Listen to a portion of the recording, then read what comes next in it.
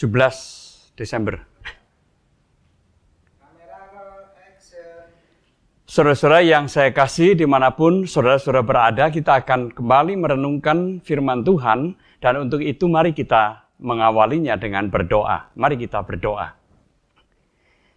Kembali kami mengucap syukur kepadamu ya Tuhan, oleh karena kebaikan, kesetiaan, dan pertolongan dari Tuhan yang senantiasa kami rasakan dalam kehidupan kami, sehingga pada hari ini kami juga tetap mendapatkan kesempatan untuk merenungkan firman-Mu. Biarlah hati kami terbuka untuk menyambut sabda-Mu ini. Di dalam Kristus kami berdoa. Amin. Saya mengajak saudara-saudara untuk membuka Kitab 2 Samuel pasal yang ke-7 ayat yang ke-18 yang berbunyi demikian.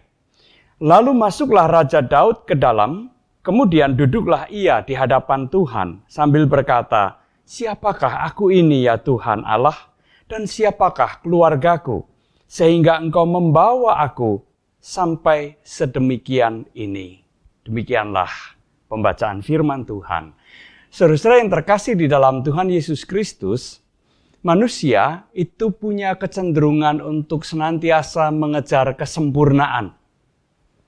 Hal ini mungkin disebabkan paling tidak dua hal. Yaitu yang pertama bahwa manusia ingin maju. Maka ia terus berusaha untuk mendapatkan yang lebih. Meraih yang lebih lagi. Ya, tidak cukup puas hanya dengan apa yang ada. Apa yang sekarang ini dimiliki. Maka manusia berusaha untuk semakin maju di dalam kehidupannya.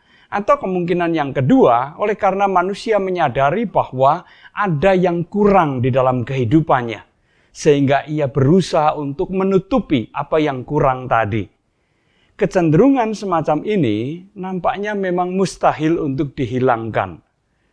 Nah, tetapi kita menyadari bahwa apabila kecenderungan ini terus diikuti, terus dituruti, maka manusia akan terjebak di dalam lingkaran ketidakpuasan. Lingkaran yang terus-menerus ingin lebih yang tidak ada batasnya. Dan bisa berakibat kemudian manusia kelelahan dan kehilangan arah di dalam kehidupannya. Tidak jarang juga ambisi yang tidak terkendali tersebut menyebabkan kehancuran dari kehidupannya. Nah, saudara yang terkasih dalam Tuhan Yesus Kristus, kita perlu belajar dari Daud ini. Siapakah Daud itu? Daud adalah seorang raja. Ia sudah mendapatkan tahta dan kekuasaan itu, dan kekuasaan itu nampaknya terus bertambah dan bertambah. Apakah Daud sudah sempurna sebagai seorang raja? Apakah kekuasaannya sudah berhenti, sudah dibatasi? Tentu saja tidak. Kekuasaannya masih terus bertambah. Dan tentu saja kehidupan Daud belumlah menjadi kehidupan yang sempurna. Dan oleh karena itu, sebenarnya sebagai manusia, ia juga tentu punya keinginan untuk terus menambah dan menambah. Baik kekuasaan maupun juga kekayaan. Saudara yang terkasih di dalam Tuhan Yesus Kristus, kekuasaan itu sama halnya dengan kekayaan. Yang kalau dikejar, semakin dirasa kurang. Tidak ada batasnya. Ya. Yang menarik dari bacaan kita ini, saudara yang saya kasihi, Daud duduk di hadapan Tuhan. Artinya, ia merenungkan hidupnya di bawah terang kebaikan Tuhan atau pekerjaan Tuhan atau kehadiran Tuhan. Apa yang diungkapkan di dalam perenungan yang dilakukan oleh Daud tadi? Dia mengatakan, "Siapakah aku ini? Siapakah keluargaku?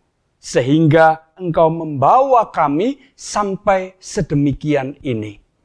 Saudara yang saya kasih dalam Tuhan Yesus Kristus, apa yang diungkapkan oleh Daud ini mencerminkan atau mengungkapkan suatu ketakjuban. Sekaligus juga suatu kerendahan hati dan juga ungkapan syukur. Ia takjub melihat kebaikan-kebaikan Tuhan yang mengantar ia dan keluarganya sampai pada posisi yang tidak pernah terpikirkan. Dengan penuh kerendahan hati, ia juga mengakui di hadapan Tuhan, siapakah aku? Siapakah keluargaku sebenarnya di hadapan Tuhan? Bukan siapa-siapa.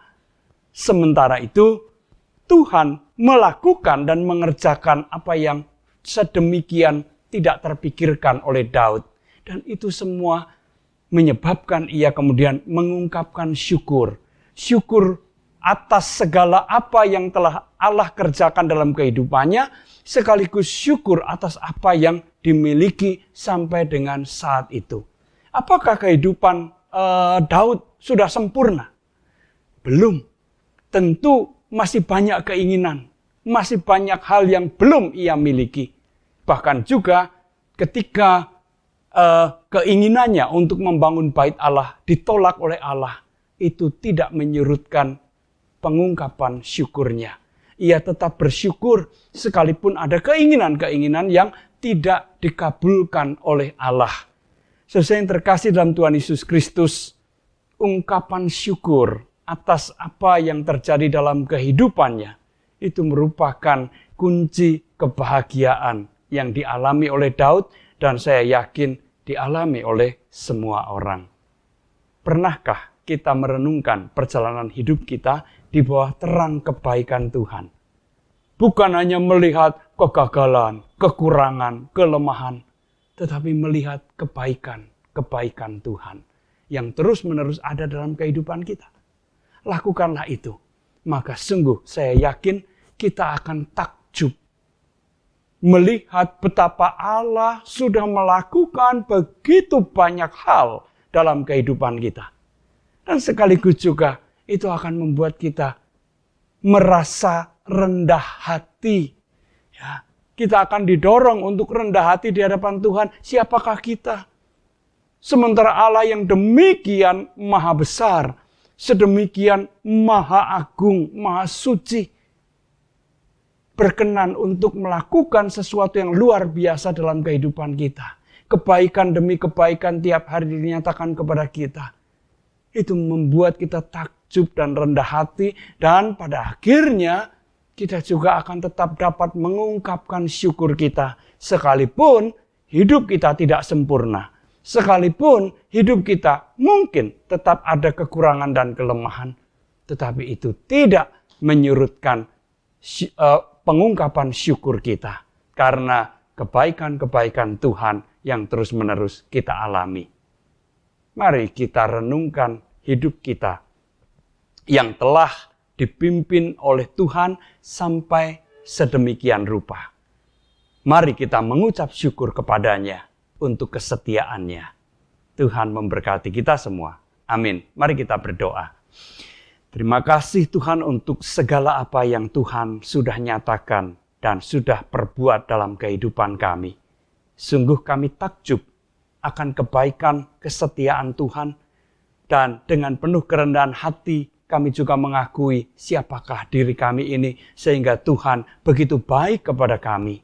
Maka ya Tuhan ajarlah kepada kami untuk senantiasa mengungkapkan syukur di tengah-tengah ataupun di dalam perjalanan hidup kami. Bagaimanapun perjalanan yang kami tempuh.